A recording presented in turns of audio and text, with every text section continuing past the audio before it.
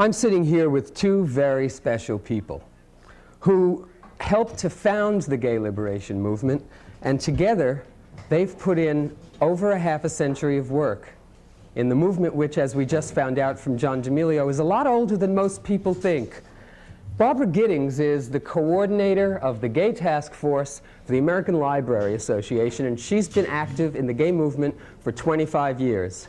33 years ago, Harry Hay and a few other people got together and began to form the nucleus of an organization which would eventually become the Mattachine Society, probably the oldest gay activist organization in America in the post-war years. And I want to start out first by talking a little bit about the sense I have that most lesbians and gay men in America today have no idea, they haven't got the vaguest idea what it took to get them to a place in their lives where they now take for granted some of the things that only a decade ago or a little longer than that were unheard of. And I want to start with you, Harry, to ask you just, first of all, what was it like for you personally to be gay in the 1940s? And what do you think the catalyst was in your life that made you an organizer, that made you, had to give you the courage to get out there at a time when even the word homosexuality wasn't spoken out loud? Well, I had been being an organizer almost against my will. I was really an educational director. In the early 30s, I had begun organizing migratory farm workers, for example, in 1933 and 1934.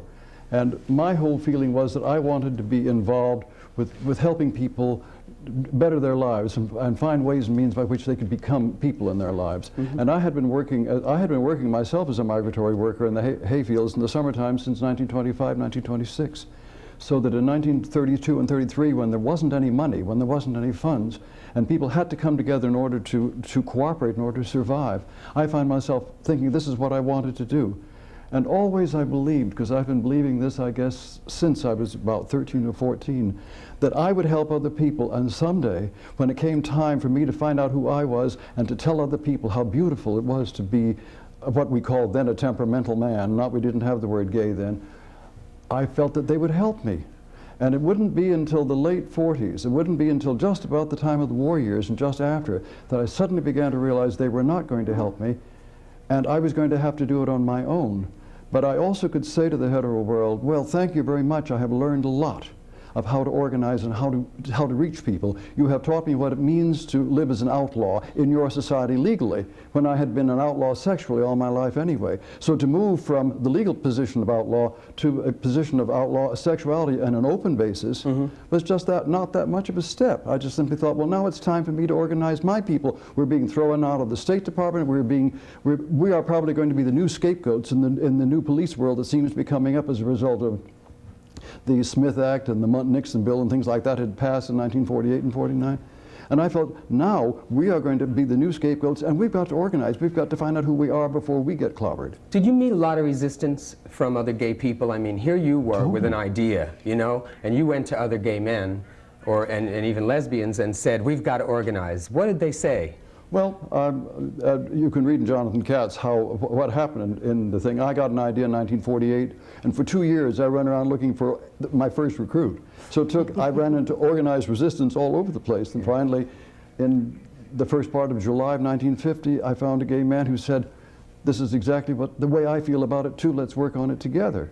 So as everybody knows, the first action that the gay movement, shall we say, took, two of us, was that this is the beginning of the Korean War. We went down onto the gay beach in Los Angeles and got 500 signatures on the Stockholm Peace Petition. That was our first action.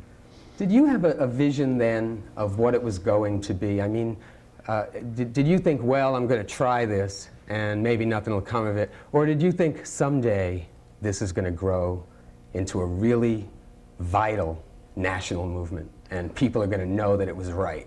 Well, as you probably know, I am at present involved in what is known as the Radical Faerie movement. Right. And I had been dreaming about, I dreamt even then of the idea that there would be networks of sanctuaries, of places where we could come and out of which we would be able to move and organize and change things across the country. I didn't think that we would be able to flower as we have. I didn't expect that fast. But I did dream of maybe 50 or 60 networks of core groups around the country who would come out and make an appearance, pass out leaflets, zap, as you guys did in GAA in the 70s and then disappear again, Right. because I felt we were going to have to do that. Was there a lot of fear around the very subject? Was it a time in the late 40s and 50s when people were worried that they might be on a list? Oh yes, oh yes. There was a great fear there, because you see, many of us began to recognize rather early that men who had gotten their training on the Red Squads, as they had been in the 30s and 40s, or let's say in the 20s, beginning with the Palmer raids, had moved on from the Red Squad to the Vice Squad, so that they had the same training and they were doing the same kind of thing. And people were aware of the fact, for instance, right in the start of the Civil War, they used to have these civil defense committees, block committees, and that any group of people who had more than 4 or 5 different people coming to their house, there would be some busybody on the block that was writing down all the license plate numbers. Right. And so that, yes, there was a fear. But by the same token, we decided very early that all we needed to do, we had learned a lot by this time from the progressive movements, that all we needed to do was to create a facade. Yeah. And then behind the facade we could organize, which is what the Mattachine Foundation became. It became that facade, and it seemed to be built of solid marble, pink marble of course, but nevertheless solid marble, and then behind that we would organize.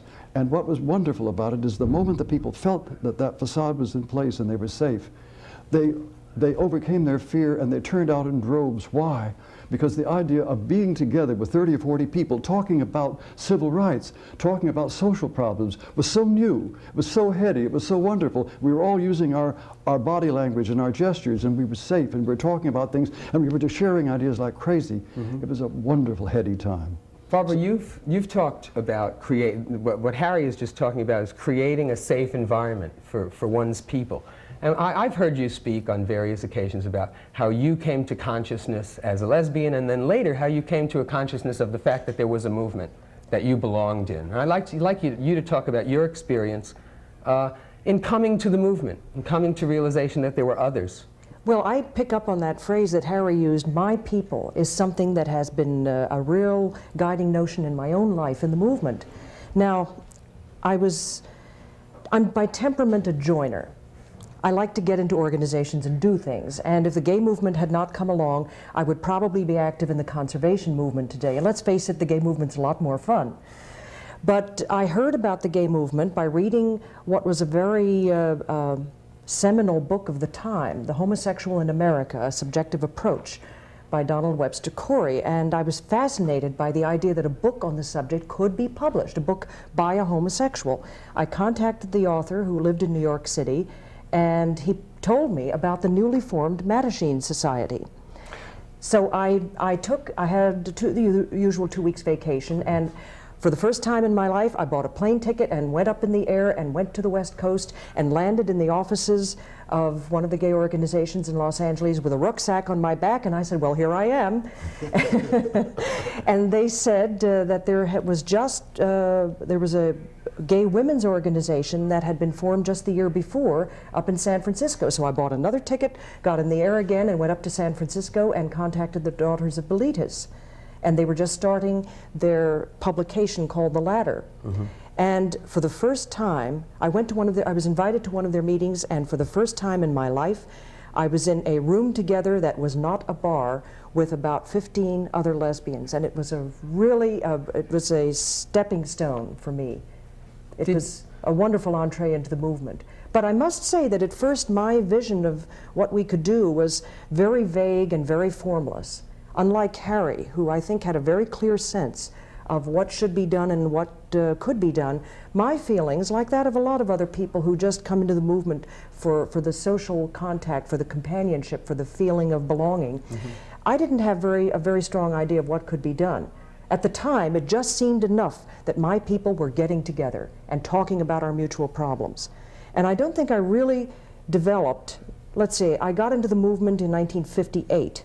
I've been in the movement for 25 years now, and I don't think I really got a strong, coherent philosophy until the beginning of the 1960s, when, as John D'Amelio has pointed out, there was a distinct change in the temper and tempo of our own movement, sparked in large measure by the advances of the Black civil rights movement. Right. And suddenly we began to see that the problem of homosexuality, which is what we were organized around, was not our problem, but society's problem, that gay is good.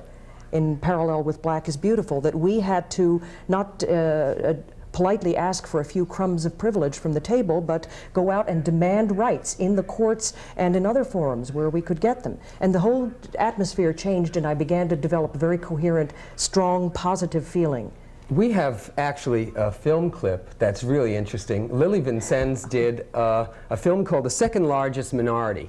And it's almost like a home movie of one of the first gay rights, public gay rights demonstrations, and you're in it.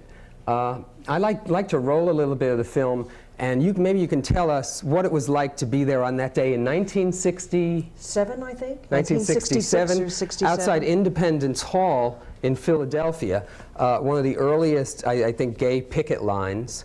And was this an organization that sponsored the demonstration, or was this? It was sponsored by a group of gay organizations on the East Coast, and it was done as what we called the annual reminder day on Independence Day, July 4th, to remind the public that there is still a significant minority of Americans who do not benefit from the rights to life, liberty, and the pursuit of happiness Barbara, that are guaranteed there you are. us. There I am handing out leaflets, and the drill was you smile and you smile and you hand out to everyone, whether they take it or not. So there I am handing out leaflets. Were you scared? Oh, yes. It was, there were very few people who really felt comfortable about being in one of these demonstrations, because you just didn't know what the consequences could be, whether you might lose your job because your employer saw you on a television news clip, or somebody saw you in the street. It was rather scary. It's interesting to look at a film like that now from the perspective of today. If you could believe that the very first gay pickets had maybe 10, 15, at the most 20 people who could afford to get up in public and do this. Mm-hmm. And yes, we were apprehensive. What do you think, Harry? But proud. Are you more involved in overt activity like being on the streets and being out there, or are you more involved in a self-knowledge of the homosexual? Oh, no. For instance, in the 60s and 67, when you were passing out leaflets, not on Independence Day, we would have been late in May. KPFA, for instance, or KPFK, which was the Pacifica radio station, the nonprofit radio station in the air, would have a thing called the Renaissance Pleasure Fair. And in 1967, there was a sexual freedom booth. And John and I were passing out gay lifestyle literature at the sexual freedom booth, dressed, if you please, as two wandering gentlemen from Nuremberg of the 14th century, and selling our kaleidoscopes at the same time. So that we were actually dealing with the families came to buy our kaleidoscopes, and they all got literature on the gay is good freedom lifestyle. And so we were discussing what it meant to be gay and how wonderful it was to be a gay couple and so on. In 1967, at the Freedom Fair, we were probably the only two gays there at the moment, or the open gays. But then we had practice the year before when we went to Forum NACO in San Francisco of spending time on Telegraph Avenue talking about the gay lifestyle to students of about 300 or 400 of them at a time, and on those open cafes that they have along Telegraph Avenue. Right. Having just been, we had participated in a Freedom Day speech rally about the afternoon before and been on a picket line and so on as open gay men.